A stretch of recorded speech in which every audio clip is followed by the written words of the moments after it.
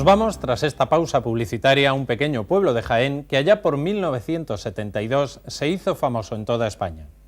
En las paredes y suelo de una casa de Belmez de la Moraleda empezaron a aparecer figuras sin ninguna explicación aparente. Acudieron estudiosos y curiosos de estos fenómenos paranormales y unos dijeron que era un fraude y otros encontraron una explicación parapsicológica.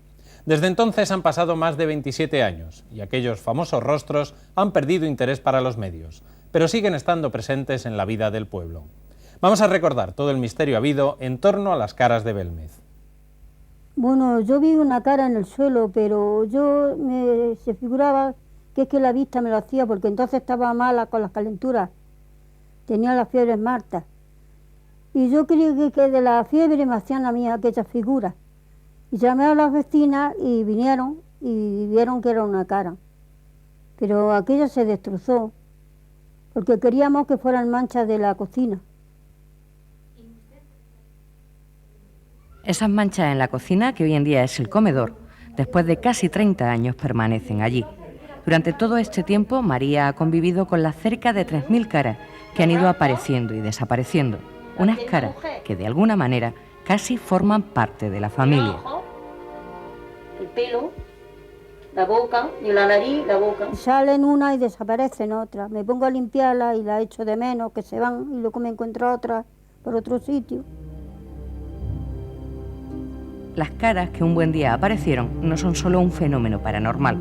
Llegaron a causar alarma social y a inquietar tanto a las autoridades civiles como a las eclesiásticas, pero sobre todo cambiaron de manera profunda no solo la vida de María y la de los suyos, sino también la de todo un pueblo, Belmez de la Moraleda.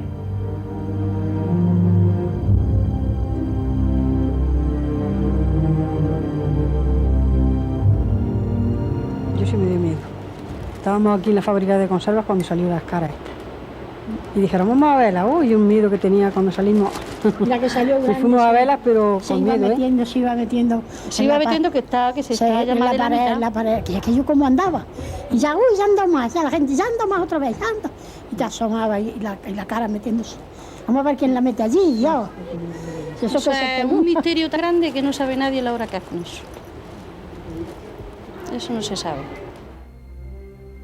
Y en un pueblo de menos de 2.000 habitantes, que vivía del campo, empezaron a oírse palabras como teleplastia o como psicofonía. De la noche a la mañana, Belmez se vio desbordado por la avalancha de curiosos periodistas e investigadores que se daban cita en la casa de María. Vivimos 8 o 10 días que no pudimos comer caliente nada. Nada más que hacía hambre, porque no nos dejaban poner la sartén en la cocina para poder guisar. Del gentío tan tremendo que venía, cola ahí en la puerta. Tener que ponerse la Guardia Civil a sujetar a la gente porque no nos dejaban vivir. Este sin vivir difícilmente podría entenderse de no ser por la mediación del ya desaparecido Diario Pueblo, propiedad de los sindicatos franquistas. A principios de 1972, Pueblo informó a todo el país de lo que estaba sucediendo en Jaén. Durante semanas, Belmez centró la atención nacional y sus caras fueron objeto de todo tipo de estudios. Hicieron una prueba, a veces que las caras las pintaban o es que salían ellas. Y entonces, pues, echaron cemento y cerraron. Y estuvo los 3 meses la habitación cerrada. Pero cuando abrieron a los 3 meses, había 17 caras nuevas. Y entonces, según el Diario Pueblo, dirigido en aquel momento por Emilio Romero, las caras comenzaron a hablar. En realidad, se trataba de unas psicofonías obtenidas en la casa por el parapsicólogo Germán de Argumosa. El infierno empieza aquí, sigo enterrada. Frases que difícilmente se pueden olvidar. Yo mismo lo sentí aquello. A las 3 de la mañana dijo, cuando esto se serene, dice, vamos a ver si las caras hablan.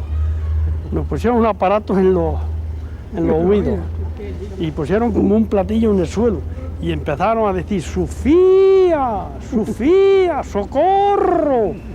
Yo me espanté y lo sorteé aquello, digo, que lo coja otro.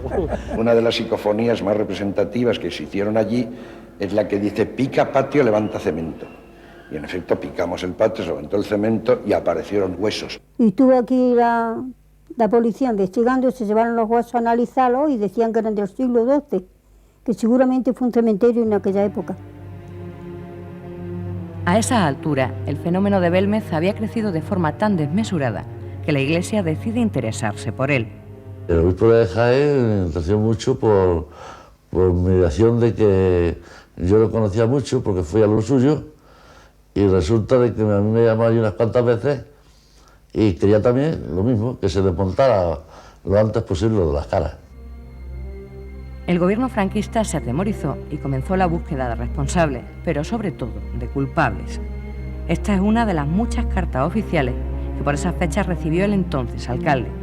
En ella se le amenaza con ser destituido y procesado, ya que al haber permitido el truco no había mostrado autoridad ni ser adicto a nuestro régimen de Franco. A mí me llamó el ministro de la Gobernación, que era entonces Carlos Goñi, y para hacerme una entrevista, y más que para hacerme una entrevista era para meterme en la cárcel, porque creía que yo era el que había montado todo el tinglado de las caras. El diario Pueblo, a instancias del gobierno, también da por zanjado el misterio de las caras, y su equipo de investigación concluye que las manchas de la casa de María son un fraude. De repente, las caras de Belmez estaban pintadas por María Gómez Cámara y pintadas por alguna gente que se dejaba entrever, quizá el fotógrafo del pueblo, Manuel Rodríguez, quizá su hijo, a base de una argucia muy típica, que es poner sales de plata en el suelo y con la acción de la luz solar que se ennegrezcan y que aparezcan. Para la mayoría de los españoles, esa fue la última explicación.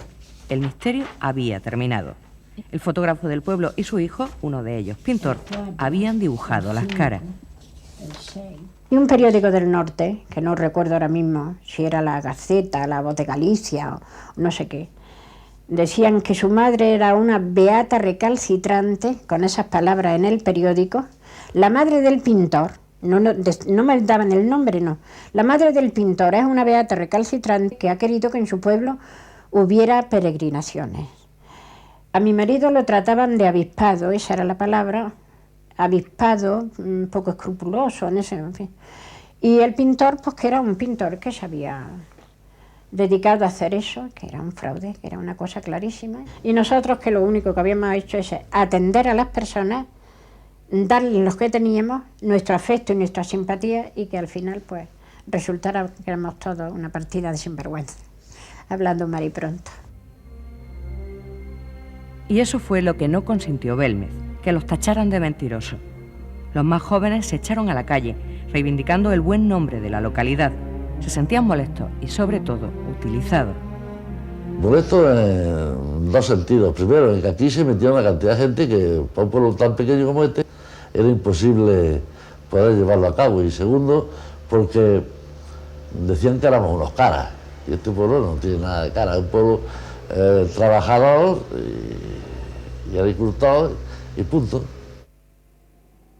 Las caras habían dejado de ser tema principal de conversación. Durante casi 20 años disfrutaron de intimidad y de silencio, hasta que a finales de los 80 María cayó enferma.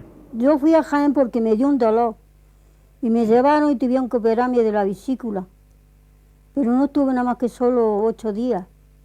Cuando me levantaron los puntos me vine, pero decían que las caras se habían puesto más apagadas, más tristes. Según los expertos, María es la verdadera autora de las caras, no de forma consciente, sino como una plasmación física de su subconsciente, lo que en parapsicología se denomina teleplastia. María tiene un protagonismo muy importante a la hora de, no sé si de inducir o por lo menos mediatizar el fenómeno, pero creo que el lugar donde aparecen las caras es fundamental, es decir, no creo que el fenómeno se produjese si María no estuviese ahí, pero tampoco se ha producido en otros lugares donde ha estado María. O sea que creo que es una mezcla de los dos factores. En este sentido, otros expertos apuntan al pasado de la casa: cementerio, escenario de una matanza, casa de lenocinio, lugares en los que hubo sufrimiento y que de alguna manera consiguen transmitirlo a María. Lo que pasa es que normalmente es la persona que capta su inconsciente ese sufrimiento que allí ha habido y lo plasma en esta forma, en forma de fantasma o en forma de teleplastia. Por eso puede ser otro mecanismo también, es decir, que María sea capaz en su subconsciente de captar unas sensaciones de sufrimiento, de dolor fuerte, y lo plasme a través de imágenes. Nadie por ahora, ni María ni ninguno de los muchos expertos que en estos casi 30 años han pasado por su casa de Belmez, puede explicar a ciencia cierta por qué aparecieron las caras, por qué se transforman y por qué, tras todo este tiempo, aún permanecen. Las caras parecen tener una intención y parece que están contando una historia, aunque no la sepamos entender. No tiene ningún sentido que aparezcan caras sin ninguna significación. Probablemente la tienen y todavía no se la hemos descubierto. Parece también claro que, aparte de aparecer y desaparecer, pues lentamente se desplazan de su lugar, como si trataran de confluir hacia un epicentro. Un epicentro en el que inevitablemente parece estar María. Aquí hay otra, aquí hay un perfil. Bueno, eso dicen, pero yo qué sé. Yo soy una mujer normal, estoy enferma, pero no creo yo que mi enfermedad ya tenga esas cosas, no qué sé. María tiene ya 80 años. Sigue viviendo en la misma casa con uno de sus 2 hijos y la compañía perenne de estas caras. Su marido, del que también se dijo que podía ser el autor, murió hace unos años. De María, ahora se dice que cuando desaparezca se irán con ella las caras. De no ser así, las investigaciones deberán volver al punto de partida. En el comedor, tras una hornacina, de la que parece querer huir, permanece protegida la segunda de las caras que aparecieron. Para muchos era el reflejo del patrón del pueblo, el Señor de la Vida, o incluso del Santo Rostro de Jaén, reflejo, en definitiva, de la religiosidad de María. Tiene que ver que yo rece para que salgan caras. Todo el mundo reza y no le salen. Pero aquí salieron. Y no han parado de mutar, como la vida misma, como se alteró la de María y su familia de la noche a la mañana, como trocó la de todo un pueblo, al que hasta le cambió de nombre y de ser Belmez de la Moraleda pasó a ser simplemente el pueblo de las caras.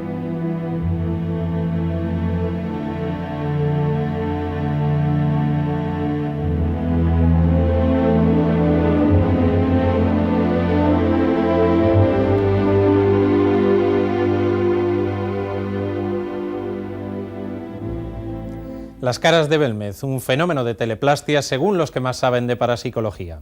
Casi 30 años después, ahí siguen, en casa de María. Pues ese ha sido nuestro último tema de hoy. Les esperamos dentro de una semana con nuevos temas. Buenas tardes.